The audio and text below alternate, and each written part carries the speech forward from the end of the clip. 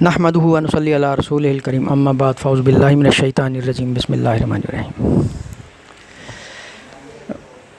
اسلام میں صفائی کی بہت اہمیت ہے۔ صفائی کے بارے میں فرمایا کہ صفائی نصف ایمان ہے۔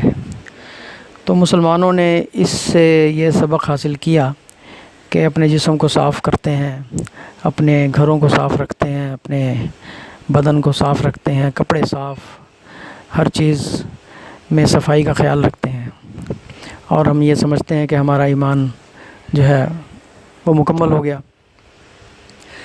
تو یہ تو ہے ظاہری صفائی۔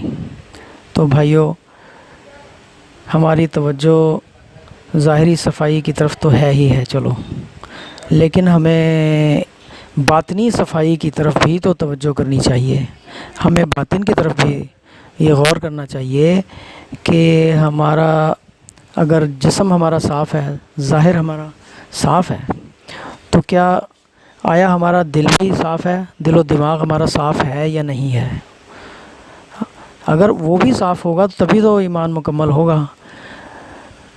دل ہمارا جو ہے وہ بغض سے بھرا ہوا ہے، اپنے ہی سگے بھائیوں میں اتفاق نہیں ہے، بغض سے بھرا ہوا ہے دل، اور حسد کرتے ہیں، ہم ایک دوسرے کو ترقی کرتے ہوئے دیکھ نہیں سکتے۔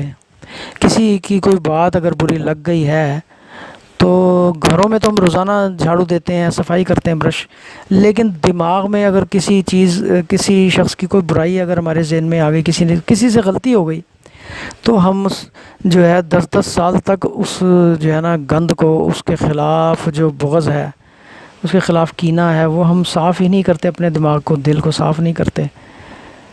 ہم اس بوجھ کو لیے 10 سال پھرتے رہتے ہیں، فلاں بندے نے میرے خلاف یہ بات کی تھی، میرے والد کے خلاف، میرے بھائیوں کے خلاف، ہمارے خاندان کے خلاف یہ بات کی تھی، میں اس چیز کو بھول نہیں سکتا۔ یعنی یہ ہماری سوچ ہے، اور نہیں، میں تو بھول ہی نہیں سکتا، میں تو ایسے کر دوں گا، یہ اس طرح کی بات۔ تو ہماری طبیعت میں ٹینشن ہوگی یا نہیں ہوگی؟ یعنی ہم خود اپنی ٹینشن جو ہے اس کے ذمہ دار ہیں۔ ہم اس چیز کے ذمہ دار خود ہیں کہ کس طرح سے ہم یعنی بوجھ لیے پھرتے۔